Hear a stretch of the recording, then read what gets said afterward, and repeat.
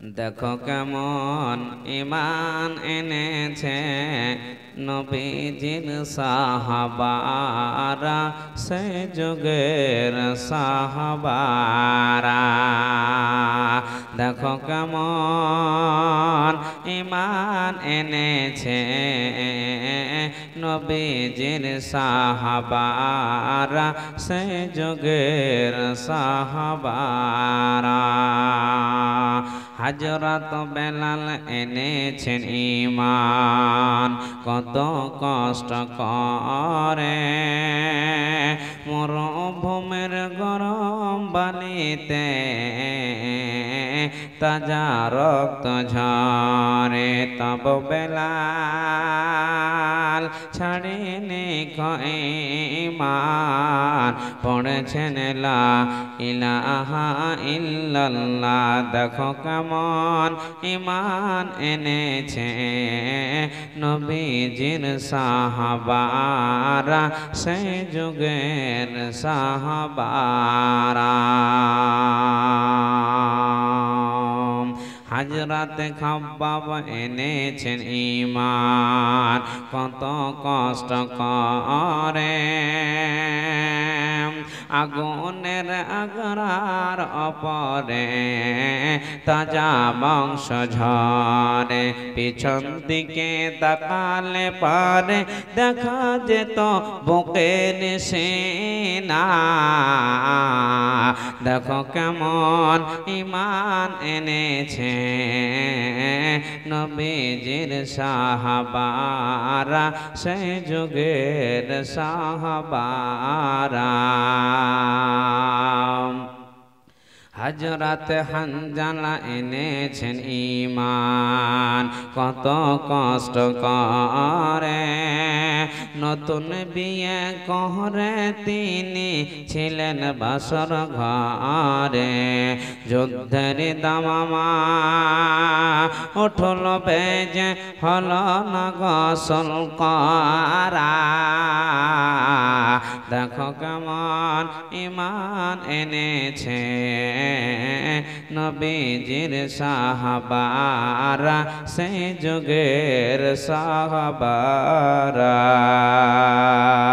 হযরত আলী নবীর জামাতা থাকিতেন কুফা শহরে, ফজরের নামাজ পড়ব বলে গেলেন আল্লাহর ঘরে। পিছন দিকে কাফেরের দল মারল তার ছোরা। দেখো কেমন ঈমান এনেছে নবীজির সাহাবারা, সেই যুগের সাহাবারা। শ্রদ্ধেয় সম্মানীয় আজকের সভার সভাপতি সাহেব, সামনে বসে থাকা দিন প্রিয় ইসলাম প্রিয় ভাই আব্বা জানেরা, পর্দা নাসিন মা এবং বোনেরা, সর্বপ্রথম আল্লাহ পাক মহান রব্বুল আলামিনের প্রশংসা করি, যিনি আমাদেরকে মাহে রমজানুল মুবারক মাস, রহমতের মাস, বরকতের মাস, সেই রাতের মধ্যে সবচাইতে অতি উত্তম রাত লাইলাতুল কদর জামে মসজিদের বিশাল একটি ইসলামী সভাতে আসার সুযোগ দান করেছেন। তাই মহান মনিবের দরবারে অন্তর থেকে শুকরিয়া আদায় করি। সকলেই আমার সাথে ঠোঁট হিলিয়ে মোহব্বতের সাথে পড়ুন আলহামদুলিল্লাহ। এবং তারপর হাসান হোসেনের নানা ফাতেমার বাবা জনাবি মুহাম্মদুর রাসূলুল্লাহ পড়ুন সাল্লাল্লাহু আলাইহি ওয়াসাল্লামের প্রতি কোটি কোটি দুরূদ ও সালাম বর্ষিত হোক। আল্লাহুম্মা সাল্লি আলাইহি আল্লাহুম্মা বারিক আলাইহি। ভাই আব্বাজান, বিষয় শুরু করার আগে তিনটা আপনাদেরকে ছোট্ট ছোট্ট করে প্রশ্ন করব, আপনারা সকলেই উত্তর দেওয়ার চেষ্টা করবেন। আমি এদিক ওদিক কথাকে বাড়িয়ে আমি আপনাদের সময়কে নষ্ট করব না, মূল্য কথা আপনাদের সামনে তুলে ধরছি। আপনারা অতি তাড়াতাড়ি উত্তর দেবেন, না হলে আমি দেবো, বিষয়কে আগে বাড়ার চেষ্টা করব ইনশাআল্লাহ। তবে শুনেন, আপনাদেরকে বলি, আল্লাহ তাবারাক ওয়া তাআলার অনেক দয়া আমাদের প্রতি, অনেক দয়া যার কোনো শেষ নাই। অন্য মাসে আপনি পাপ করেছেন, গুনাহ করেছেন, অন্যায় করেছেন, চুরি করেছেন, বেঈমানি করেছেন, কিছু করেছেন, আল্লাহ তাবারক ওয়া তাআলা ফেরেশতার দ্বারা দিয়ে লিখিয়েছেন। কথা বুঝতে পারলেন তো? ফেরেশতার দ্বারা দিয়ে আল্লাহ লিখিয়েছেন। আর এই মাসটি খাস করে আল্লাহর জন্য আমরা রোজা রেখেছি, আল্লাহকে সন্তুষ্ট করার জন্য, আমাদের গুনাহকে মোচন করার জন্য। আল্লাহ বলছেন, বান্দা এই মাসের তোদের নেকি ফেরেশতারা লিখবে না, আমি আল্লাহ আমার জন্য তোরা রোজা রেখেছিস, আমি তার বদলাটা নিজেই হাতে দেব। একবার পড়েন সুবহানাল্লাহ। ভাই আব্বাজান ভালো করে কথা বলো, ছোট্ট ছোট্ট করে বুঝাচ্ছি, বুঝেন। এত ফজিলাত যার বলার শেষ নাই, এত ইয়ার ফজিলাত বলার শেষ নাই। এই রমজান মাসের সাথে কোরআনের অনেক মহব্বত দোস্তি রয়েছে। আল্লাহর নবী যখন বেঁচে ছিলেন 1446 বছর আগে, দয়ার নবী, বিশ্ব নবী হার রাত্রে রমজানুল মুবারক রাতে কোরআন পড়তেন, আর আল্লাহর ফেরেশতা হযরতে জিবরাইল আলাইহিস সালাতু ওয়াস সালাম কোরআন শুনতেন। একবার পড়েন সুবহানাল্লাহ। আজকে আমরা তো কোরআন জানি না। এখন যদি বলি বয়স্ক খালুরাকে, মাওলানা কোরআন তো আমরা জানি না, পড়বে কেমন করে? আমরা বাবার সময় খাবারই খেতে পাইনি, বাবার টাকাই ছিল না, নাকি? তবে শুনেন, আপনার জন্য স্পেশাল অফার আছে। আপনি কোরআন পড়তে জানেন না, যারা জানেন তাদের পাশে গিয়ে বসে যান, শুনবেন, যত নেকি পড়বেন তত নেকি। একবার পড়েন সুবহানাল্লাহ। তবে ওর নেকি ডায়েরি থেকে আল্লাহ আপনাকে কেটে দেবে না, আল্লাহ আপনাকে দয়াতে রহমতে আপনাকে আলাদা নেকি দিবে। নেকির অভাব নাই। কোরআন আপনি পড়েন, শুনেন, আজকের রাতগুলোতে আপনাকে পড়তে হবে। শুনেন, আপনাকে বুঝাচ্ছে, বুঝেন।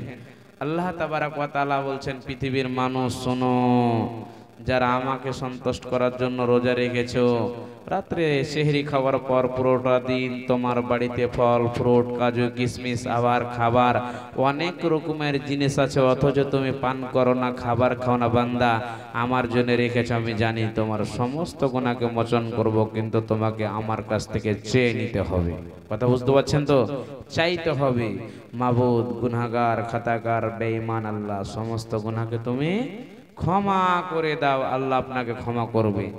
এক নম্বর আপনাকে প্রশ্ন করছি, আচ্ছা বলেন তো, দিনের মধ্যে সবচাইতে দামি টাইম কোনটা? আপনাদেরকে বলছি, দিনের মধ্যে সবচাইতে দামি টাইম কোনটা? কথা বলেন। 5 ওয়াক্তের সালাত। কত ওয়াক্তের কথা বলেন? 5 ওয়াক্তের সালাত আপনাকে টাইমের মধ্যে আপনাকে কি করতে হবে? কথা বলেন, পড়তেই হবে।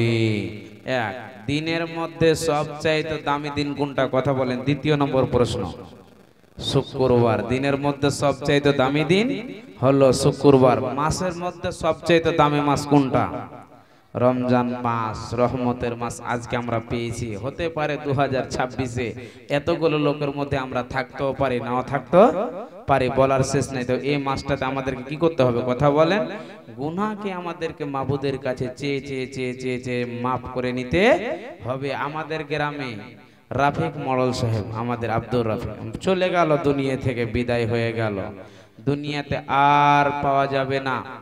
আজকে আমার একজন চাচা আমিন সাহেবের আব্বাও তিনি মারা গেলেন, দুনিয়া থেকে বিদায় হয়ে গেলেন। 12টার দিকে তিনি দুনিয়া থেকে বিদায় হয়েছেন।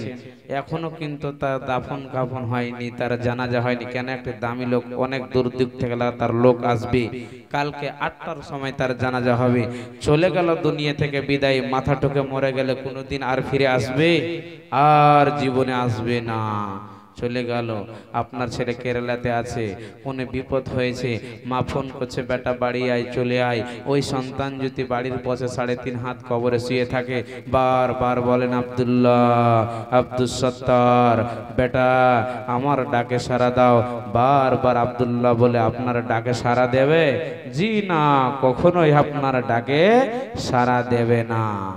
ভাই আব্বাজান, দুনিয়াতে থাকার জন্য কেউ আসেনি, এসেছে কেউ থাকার জন্য? কেউ আসেনি। আসার সময় সিরিয়াল, বড় ভাই আসবে, মেজো ভাই, সাজু ভাই, ছোট ভাই। যাওয়ার সময় কোনো সিরিয়াল থাকবে না। কার কখন সময় হয়ে যাবে, চোখ দুটা কখন বন্ধ করে নেবেন, চলে যাবে।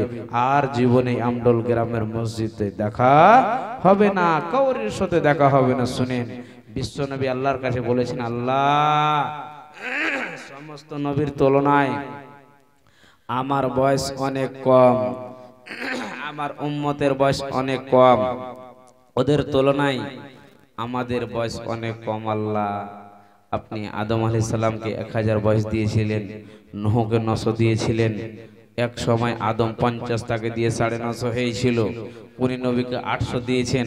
আর আমার বয়স আল্লাহ 63 এবং 62 64-র মধ্যেখানে আমার বয়স আল্লাহ ওদের তুলনায় কম হয়ে যাবে। আল্লাহ বলেছেন, মোহাম্মদ টেনশন করার দরকার না রে মোহাম্মদ, তুই হচ্ছিস আমার প্যারা হাবিব, আমার দোস্ত।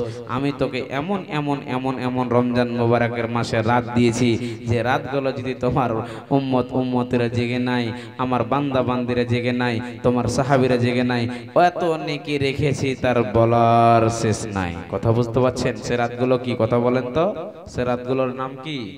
লাইলাতুল কদর। সেই রাতগুলো আপনার 21 রাত, 23 রাত, 25, আজকে কত বলেন 27, আর একদিন বেঁচে আছে 29। ভালোভাবে সঠিক করে যদি আপনি রাতগুলো 5টি রাত জেগেলেন, আপনি কত বছরের সমান নেকি পাবেন আল্লাহ তাবারক ওয়া তাআলা কোরআন মাজিদের মধ্যে বলছেন। শুনো, ওই মাসগুলোতে কোরআন তেলাওয়াত করতে হবে, জিকির আজকার করতে হবে, তাসবিহ তাহলিল করতে হবে, আল্লাহর ভয়ে ডুকরে ডুকরে আপনাকে কাঁদতে হবে। আল্লাহ আপনার মনের উদ্দেশ্য পূরণ করবে, জীবনের গুনাহকে আল্লাহ মোচন করবে। আল্লাহ কি বলছেন দেখেন, বিসমিল্লাহির রহমানির রহিম। ইন্না আনজালনাহু ফি লাইলাতিল কদরি ওয়া মা আদরাকা মা লাইলাতুল কদর। লাইলাতুল কদর খায়রুম মিন আলফি শাহর। তানাজ্জালুল মালাইকাতু ওয়ার রূহু ফিহা বিইজনি রাব্বিহিম মিন কুল্লি আমর। সালামুন হিয়া হাত্তা মাতলাইল ফজর। আল্লাহ বলছেন, হে আমডল গ্রামের বান্দা এবং বান্দেরা শোনো, যারা আজকে তোমরা রাত জেগেছো, লাইলাতুল কদরের রাত জেগেছো, তোমরা শুনে নাও, তোমরা কি জানো জানো জানো যে লাইলাতুল কদর কাকে বলানো হয়? আমার বান্দারা তোমরা শুনে নাও, যারা লাইলাতুল কদরের রাতগুলো জাগবে রে, আমি আল্লাহ তাকে 1000 মাস চাইতে বেশি নেকি দেব। একবার পড়েন সুবহানাল্লাহ। ভাই আব্বাজান, শুধু তাই নয়, এত দামি রাত, এত দামি রাত যার রাতের তুলনায় অন্য কোন রাত পৃথিবীতে আর পাওয়ানো যাবে না। এই রাতগুলো কত দামি শুনে নেন। আল্লাহর ফেরেশতা হযরতে জিবরাইল বন্ধুরে এই 5 রাত আল্লাহর হুকুমে আপনার আমার কাছে আসে, অর্থাৎ মসজিদে আসে, এবং ফজর পর্যন্ত উনি মসজিদে আপনার সঙ্গে থাকে। তবে বলেন তো কত শান্তির রাত বন্ধুরে, যার রাতের তুলনায় অন্য কোন রাত পাওয়া যাবে না, যাবে না, যাবে না। একবার পড়েন সুবহানাল্লাহ। ভাই আব্বা জানেরা ও আমার পর্দানাসীন মা এবং বোনেরা, একটুখানি শুনলেন, আমি আপনাদেরকে বুঝাই, আপনারা বুঝে যান। ওই রাতগুলো আপনি যদি বলেন মাওলানা মনিরুল একটুখানি আপনি হিসাব করে দেন, মোবাইলে আপনি একটুখানি ক্যালকুলেটর করে দেন, আপনি তো বললেন আমরা যদি কষ্ট করে রাতগুলোকে জাগি 1000 মাস চাইতে বেশি নাকি পেয়ে যাব। আপনি একটু বছরের দিকে চলেন, কত বছর হচ্ছে বুঝিয়ে দেন। আল্লাহ বলছেন, বান্দারে তোরা শুনলে 84 বছর তো 83 বছর 4 মাস অন্য মাসে ইবাদত করে যত নেকি পাবে রে, আর এই মাসে 5 রাত যদি জেগে নাও ওর সমান নেকি পেয়ে যাবে। একবার পড়েন সুবহানাল্লাহ। ভাই আব্বাজান, কথা ভালো করে বুঝেন। অন্য মাসে আপনি 83 বছর 4 মাস যত ইবাদত করে পাবেন, এই মাসের 5টি রাত যদি সঠিক নিয়াতে জাগেন অতটাই নেকি পাবে। ভালো করে বুঝেন। তবে ওই রাতগুলো তো বলবেন না, এরে আব্দুল্লাহ চলে যা, এক বোতল আমার জন্য বিয়ার নিয়ে আয়, এক বোতল আমার জন্য বিয়ার নিয়ে আয়, এক প্যাকেট সিগারেট নিয়ে আয়, এক প্যাকেট মধু নিয়ে আয়। আর কি কর, রাত্রের বেলায় খাবো আর রাতগুলোকে আমরা জাগবো, আমাদের ক্লান্ত অবস্থা, আমাদের ঘুম চলে আসছে। বন্ধুরে আমার শুনলেন, আপনি যদি বলেন রে আব্দুল্লাহ চলে যা, একটা খাসি নিয়ে আয়, রাত্রে জবাই করে রাত্রে বেলায় খাবো, তবে শুনলেন এগুলো নাসা এবং খাসি নিয়ে যদি মাতোয়ালা হয়ে যান, তবে জেনে নেন আপনার লাইলাতুল কদর জাগা হবে না, হবে না, হবে না। তবে আপনার কি হয়ে যাবে, নেকির বদৌলতে আপনার গুনাহ হয়ে যাবে। আর যখন আপনার গুনাহ হয়ে যাবে বন্ধুরে, আল্লাহর জাহান্নামে যেতে হবে, সেদিন আপনাকে বাঁচানো যাবে না, যাবে না, যাবে না। কি বুঝেছেন? এই মাসে আপনার যত নেকি, ইবাদত করলে যত নেকি, গুনাহ করলে অতটাই গুনাহ। যত নেকি পালা অত গুনার পালা, ভালো করে বুঝেন। আজকে আমি আপনাদেরকে বললাম যে আল্লাহ যখন, আপনি যখন কথা শুনবেন, আপনার যখন কোনো গুরুত্বপূর্ণ কোনো কিছু আপনার সামনে পড়বেন, আল্লাহর যখন কোনো কথা বলানো হবে, তখন আপনাকে আলহামদুলিল্লাহ পড়তে হবে, নবীর নাম আসলে দুরূদ শরীফ আপনাকে পড়তে হবে। কিন্তু অনেকজনকে দেখলাম আমরা নিজেই এগুলো থেকে অনেক অনেক দূরে রয়ে আছি, দূরে পড়ে আছি। শুনেন, আমরা আস্তে আস্তে আস্তে ইসলাম থেকে আমরা দূরে সরে যাচ্ছি। শুনেন, মধ্যে একটা হাদিস তুলে ধরবো। আল্লাহর নবী জনাবে মুহাম্মদ রাসূলুল্লাহ পড়ুন সাল্লাল্লাহু আলাইহি ওয়াসাল্লাম। এখনকার হাদিস না এগুলো, নবীজি যখন বেঁচে ছিলেন তখনকার হাদিস আপনাকে শোনাচ্ছে। শুনেন, এটা একটা ইতিহাস, মা বোন ভালো করে বুঝেন। আল্লাহর নবী যতদিন বক্তব্য দিয়েছেন, কোনোদিন আল্লাহর নবী সেরকম সেই দিনের মতো বলেননি। আচ্ছা, আলিম ওলামা যে বক্তব্য দেওয়ার জন্য ধাপিগুলো উঠছে, কয় ধাপি আছে? 4 ধাপি না 5 ধাপি? কথা বলেন, কয় ধাপি আছে? একজন বলছে 5 ধাপি, আরেকজন বলেন 8 ধাপি। বলেন চলবে? বলেন দেখি। 3 ধাপি আছে। কত ধাপি? কথা বলেন। 3 ধাপি। ভালো করে বোঝেন। এই দিকটা 5 6 বললাম তো 5 বলে ছেড়ে দিয়েছে, যাক কোনো অসুবিধা নাই, বুঝার মিস্টেক হতে পারে। কত ধাপি বললাম? 3 ধাপি।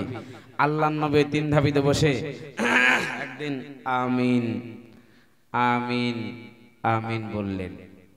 সাহাবীরা জ্ঞানী গুণী ছিলেন, আপনাদের মতন আমডলের মতন ভালো মানুষ ছিল না।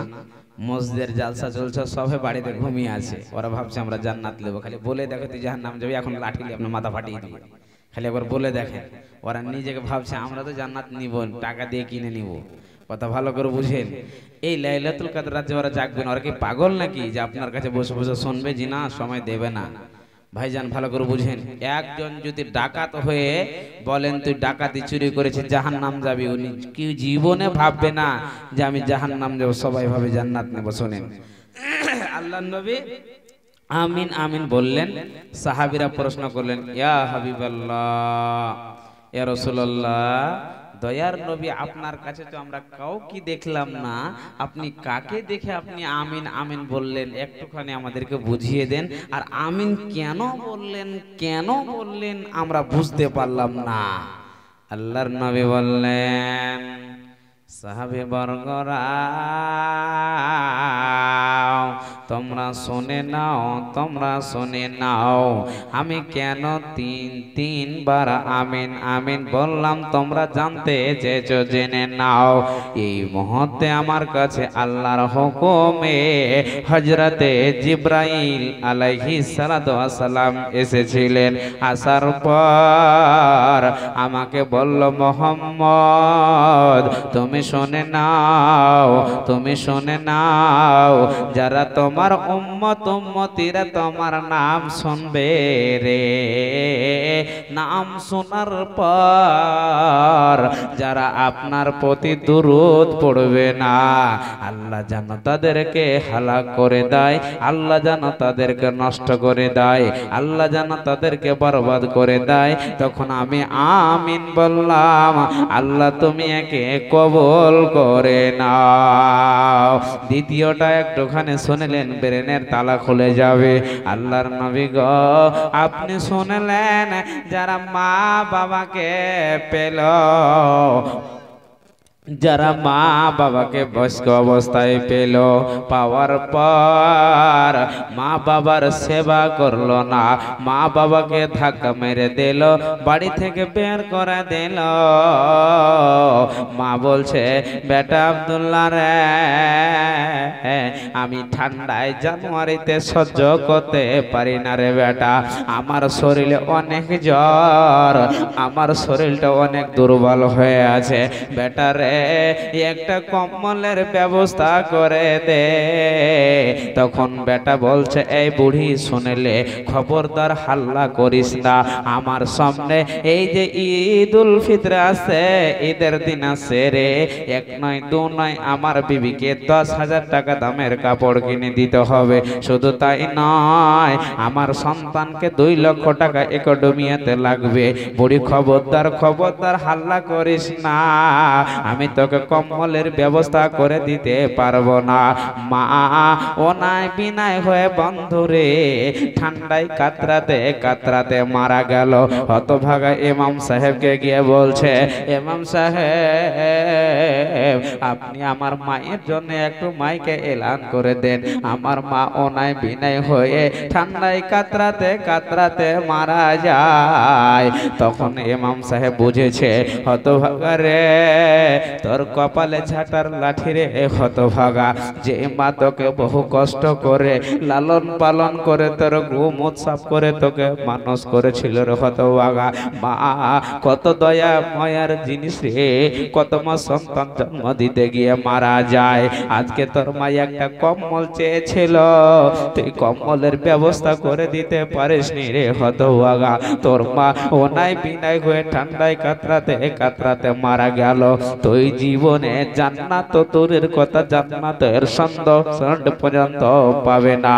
মা মারা গেল, ওই জন্য হযরতে জিবরাইল বলেছিলেন, দয়ার নবী গো, যারা মা বাবাকে পেল, পাওয়ার পর মা বাবার সেবা যন্ত্র করলো না, আল্লাহ যেন তাকে হালা করে দেয়, আল্লাহ যেন তাকে নষ্ট করে দেয়। তখন মোহাম্মদ বললেন, আমি আমিন বললাম, আল্লাহ তুমি এটা কবুল করে নাও।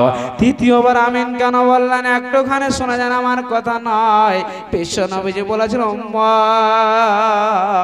উম্মতিরা শুনে নাও, আমি কেন তৃতীয়বার আমিন বললাম তোমরা শোনো। এ মাহে রমজান মাস পেলেন, এই রহমতের মাস পাওয়া গেলে এই বরকতের মাস চলে আসলো, পানির মতো নেকি গুলো বয়ে চলে যাচ্ছে। এই রহমতের মাস পাওয়ার পর, বরকতের মাস পাওয়ার পর যারা মাবুদের কাছে নিজের গুনাহকে মাফ করিয়ে নিতে পারলো না, রাত্রে 12টা 1টার পর মাবুদ চলে আসে নিচে নম্বর আসমানে আর বলে, বান্দারে আয় আয় আয় আমার মসজিদে চলে আয়, আমার কাছে যা, আমি গুনাহগার বেঈমান পাপী তাবি বান্দা মাওলা, জীবনে কত গুনাহ করেছি মাওলা রে, আমার গুনাহকে ক্ষমা করে দাও, মাফ করে দাও। আমার মা বোনেরা বাড়িতে গিয়ে চাইবে, আল্লাহর কাছে বসে ঘরে ডুকরে ডুকরে কানবে, মালিক রে আমরা কত পাপী তাবি মহিলা, আল্লাহ তুমি জীবনের গুনাহকে ক্ষমা করে দাও, আল্লাহ তুমি মাফ করে দাও। আল্লাহ তুমি যদি মাফ না করো, দুনিয়া থেকে মাফ করবে রে মাওলা, তুমি যদি মাফ করে দাও, আমাদের পৃথিবীতে আর কোনো টেনশন থাকবে না। বলার মানে বন্ধুরে, এরকম করে দোয়া করে করে করে করে যারা মাবুদের কাছে মাফ চাইতে পারলো না, রমজান মাসে গুনাহকে ক্ষমা করে নিতে পারলো না, নবীজির কাছে জিবরাইল বলল, আল্লাহ যেন আপনার ওই মতন উম্মতিদেরকে আল্লাহ নষ্ট করে দেয়, হালাক করে দেয়। তখন আমি আমিন বললাম, আল্লাহ তুমি এদেরকে কবুল করে নাও। রমজান মাসে আপনার মাখনালি এই টানাটানি করছেন, তো কখন আল্লাহর কাছে চাইবেন, কখন আল্লাহর কাছে কানবেন, কখন আল্লাহর কাছে মাপ চাইবেন? আপনি তো দিনের জন্য আপনার মাথার ব্রেন একবারও অবাক হয় না যে আমাকে কি করতে হবে, আপনি শুধু চাইছেন আইনাল মাল আইনাত দিয়ার, কখন মাল হবে, কখন ধন হবে, কখন সম্পদ হবে, কখন বড় লোক হব, কখন দুনিয়াতে আমি একজন দায়িত্বশীল মানুষ হব। দুনিয়ার লালচে পড়ে থাকলে ভাইয়া বাজান আপনার কোনো কাজ কোনো আমল কাজে আসবে না। শুনেন আপনাকে বুঝাই। যার বাড়িতে একজন বাবার সন্তান, বাবা বলে, আরে জামিরুল, খবরদার রোজা রাখিস না রে বেটা, তুই হেরে যাবি, তোর শরীর দুর্বল হয়ে যাবে, তুই পাতলা হয়ে যাবি। অনেক অনেক জন কিন্তু রোজার দিনে রোজা কথা বলে রোজা রাখে না। এই যে মাখনার কাজে গেল, ভাত খেয়ে নিলে গরুর মতন দিয়ে পুরো দিন মান মাখনার ওখানে গিয়ে পানি বেঁধে পানি পান করে, এরকম করে কি করে না অনেকজন কথা বলে। আর অনেকজন আছে বাড়িতে থাকাও অবস্থায় রোজা রাখে না। কেন এই জন্য রোজা রাখে না? মাওলানা রোজা রাখতে পারি না যে মাওলানা, আমি দিনে পেটলা মানুষ 5 বার খাই, ফজরে খাওয়ার পর বিকাল বেলায় থাকতে পারি না, অনাহার, আমি পারবো না। কথা বুঝতেন তো? এর তো কিছু সাজা আছে না নাই কথা বলে, আছে না নাই কথা বলেন। ওই পেটলার জন্য আল্লাহ তাবারক ওয়া তাআলা শাস্তি রেখেছেন। শুনেন, হাদিস শোনাচ্ছে বুখারী মুসলিমের হাদিস। ইমামাতুল বাহিনী রাদিয়াল্লাহু তাআলা আনহু, আল্লাহর নবী বাড়িতে শুয়েছিলেন। যারা রোজা রাখেনি তাদেরকে বলছে, মা বোন আব্বা জান শুনে যান, আপনাদেরকে বোঝাই। এই রমজান মাসে যারা রোজা রাখতে পারলো না, বিশ্বনবী বলেন, আমি রাত্রে শুয়েছিলাম, স্বপ্নের মাধ্যম দিয়ে দেখলাম 2 জন বন্ধু আমার কাছে আসলো। আসার পর বলছেন, নবী গো, আপনি আমাদের সাথে চলুন, আপনি আমাদের সাথে চলুন। নবীজি বলছেন, আমি চলতে লাগলাম। যেতে যেতে যেতে আমাকে বিশাল একটি উঁচু পাহাড়ে নিয়ে যাওয়া হলো। আমি বললাম, বন্ধুরে, আমি এই বিশাল পাহাড়ে চড়তে পারবো না। তারা 2 জন বন্ধু বললেন, নবীজি গো, আমরা আপনাকে সাহায্য করব। নবীজিকে সাহায্য করা হলো। যেমন পাহাড়ে উঠলো, বন্ধুরে, বিকট একটি আওয়াজ শুনতে পেল। এমন সময় আমি বললাম, বন্ধুরে, এ আওয়াজ বিকট একটি আওয়াজ কেন আসলো রে? এ আওয়াজটি কিসের আপনি বলেন? তারা বলছেন, ফাইন তালাকাবি, আল্লাহর নবী গো, আপনি আরো আগে চলুন, আরে আগে চলুন। নবীজিকে নিয়ে যাওয়া হলো। নবীজি দেখছেন একজন আমার উম্মতির মধ্যে পা দুটোকে ওপর দিকে রশি দিয়ে বাঁধানো আছে, আর তার গালগুলোকে ফেড়ে দিয়েছে রে। Toss toss toss toss toss toss করে তাজা রক্ত পড়ছে। আর ওই নওজওয়ান যুবতী কাও মাও করে পাঞ্জা লড়ছে। আমি বললাম, বন্ধুরে, এরা কি অন্যায় করেছে? এদেরকে কেন আল্লাহ এই মতো শাস্তি দিয়েছে? তারা বলছে, নবীজি গো, আপনার ওই হতভাগা উম্মতিরা যারা রমজান মাসকে পেল, আর রমজান মাসকে পাওয়ার পর যারা রোজা রাখতে পারলো না, দিনের বেলায় খাবার খেলো, দিনের বেলায় পানি পান করলো, দিনের বেলায় আল্লাহর কাছে গুনাহকে মোচন করতে পারলো না, আল্লাহ তাদেরকে এই মতো শাস্তি দিয়েছে। একবার পড়েন সুবহানাল্লাহ। নবীজিকে আস্তে আস্তে আরো আগে নিয়ে যাওয়া হচ্ছে। কিছুগুলো জাহান্নামীরা আল্লাহর কাছে সুপারিশ করছে, ফরিয়াদ করছে, প্রশ্ন করছে। একটু আপনাদেরকে প্রশ্ন করব, ইন্নাল্লাহা লা ইয়াস্তাহি মিনাল হক, হক কথাতে কোন লজ্জা শরম নাই। কথা বুঝতে পারছেন তো? কোরআন হাদিস আপনাকে বুঝাইতে হবে, আপনাকে বুঝে উঠতে হবে। শুনেন, কত দেখেন, নেটের যুগ, কম্পিউটার যুগ, ফেসবুক যারা চালাচ্ছেন, দেখছেন 4 ছেলের মা 5 ছেলের বাবা, তাদেরকে পোলে খুঁটিতে বাঁধানো আছে, আছে না নাই? কথা বলবেন একটু আপনারা। বাধা আছে, তার চুলকে কামিয়ে নিয়েছে, তার গলায় চাপাল দিয়ে তাকে বাঁধা আছে। ওগুলা কোন শ্রেণীর লোক? কথা বলে কোন শ্রেণীর লোক? কথা বলেন। জেনা করনেওয়ালা পুরুষ আর জেনা করনেওয়ালি নারী। শুনেন, আপনার বেটা 3 বছর দিল্লি থেকে আসেনি, আপনার বহু বাড়ি থেকে কি হয়েছে? কথা বলে, অন্য ছেলের সাথে পালিয়ে গিয়েছে, অর্থাৎ জেনাতে লিপ্ত আছে, গুনার পর গুনাহ করে যাচ্ছে। তাদের কি অবস্থা শুনিয়ে। জাহান্নামীরা আল্লাহর কাছে প্রশ্ন করছে, আল্লাহ এদেরকে হটিয়ে দাও, নচিত আমাদেরকে হটিয়ে নাও। কেন কেন এদেরকে হটাতে বলছে? এদের গন্ধতে, এদের বাদবুতে থাকানো যাচ্ছে না।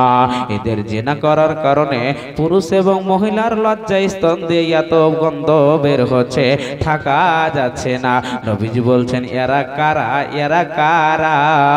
বলছেন বিশ্ব নবী, এরা ওইগুলো আপনার উম্মত উম্মতিরা যারা আল্লাহকে বলে ভয় করেনি। রাতের বেলায় গোপনে গোপনে অন্য ছেলের সাথে ফোনে কথা বলেছে, কন্ট্যাক্ট করেছে, মা বাবাকে জানতে দেয়নি। রাতে পালিয়ে গিয়ে অন্য ছেলের সাথে বেবিচার করেছে, জেনা করেছে, অন্যায় কাজ করেছে, মিলন করেছে। আল্লাহ এদেরকে এই মতো শাস্তি দিয়েছে। নবীজিকে আরো আগে নিয়ে যাওয়া হলো। কিছুগুলো লোককে রক্ত নদীতে হাবুক ডুবুক খাচ্ছে বন্ধুরে। সে রক্তটা হলো পচা নদীর রক্ত। আল্লাহর ফেরেশতারা পাথর মারছে আর লোকটার মাথা ফেটে যাচ্ছে। যেমন পাথরগুলোকে আল্লাহর ফেরেশতারা উঠাচ্ছে, আবার আস্তে আস্তে নদীর ধারে চলে আসছে। এত কষ্ট, এত কষ্ট, এত দুঃখ। নবীজি বলছেন, বন্ধুরে এরা কারা? তখন বলছে নবীজি, শুনলেন আপনার ওই মতো উম্মত, হতভাগা উম্মত উম্মতির আগে নবীজি, যারা সুদ লাই, যারা সুদ খায়, যারা সুদ লেখে, যারা সুদের সাথে, যারা সুদের সাক্ষী দেয় এবং যারা সুদের গাওয়া দেয়। নবীজি আপনার ওই মতো নাফরমান উম্মত উম্মতিরা যারা সুদে ভক্ত আছে, গরিবকে টাকা দিয়েছে, সুদের টাকা না হলে তাকে টাকা দেয় না। আল্লাহ নবী বলেন, হাই রে আমার উম্মত উম্মতির কত কষ্ট হচ্ছে রে সুদের জন্য। এদেরকে পচা গন্ধ রক্ততে হাবুক ডুবুক খেতে হচ্ছে। নবীজি বলছেন, উম্মত খবরদার, সুদ থেকে তোমরা সচেতন হয়ে যাও, খবরদার সুদ থেকে তোমরা সচেতন হয়ে যাও। আমার চাচা আব্বাসের সুদের ব্যবসা ছিল রে। আমার চাচাকে বলার বিনিময়ে আমি এলান করে দিয়েছিলাম, রে মদিনা মক্কার লোকেরা, আমার চাচা যাদের কাছে সুদ লাই, সুদ খায়, আমি মোহাম্মদ তার ভাতিজা, আমি সমস্ত সুদকে আমি মাফ করে দিলাম। শুধু তাই নাই, যত টাকা আমার চাচা পাবে রে আমি সেটিকে মাফ করে দিলাম। বলার মানে বন্ধু, এত গুনাহ বলার শেষ নাই। নবীজি বলছেন, উম্মত উম্মতিরা তোমরা শুনে নাও, সুদের সবচাইতে নিচে নম্বর স্থানের গুনাহ হলো রে নিজে মায়ের সাথে নিজে জেনা করা। নাউজুবিল্লাহ। সুদের সবচাইতে ছোট গুনাহ বন্ধু রে নিজে মায়ের সাথে নিজে জেনা করা। আজকে আমডোল গ্রামের কেউ চাইবে না, পৃথিবীর কোন আল্লাহর বান্দা বান্দি চাইবে না যে নিজের মায়ের সাথে নিজেই জেনা করবো না।